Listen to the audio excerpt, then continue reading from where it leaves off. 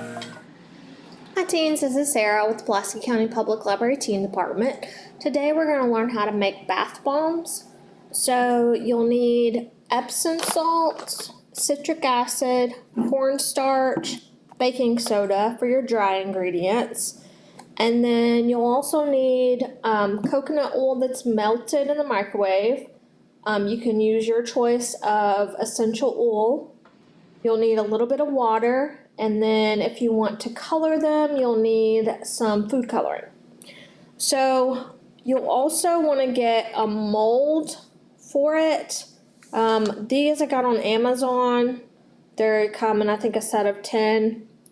And then the first thing we're going to do is mix together all the dry ingredients. We're going to use 2 cups of baking soda, 1 cup of cornstarch, 1 cup of citric acid, 1 cup of Epsom salt, and then mix that all together really smooth.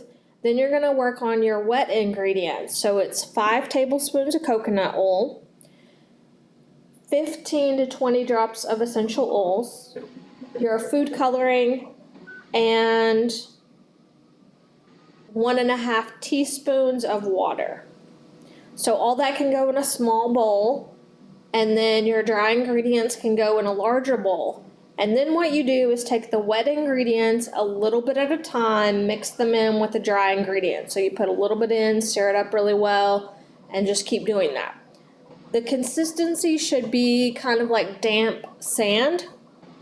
Once you've got it all mixed together, then you can put part of it in this part of the mold. You want it to be a little bit above the rim on each of them so that when you put them together, it will stay together. And you let that set for about a minute, and then when you take it apart, it should come out.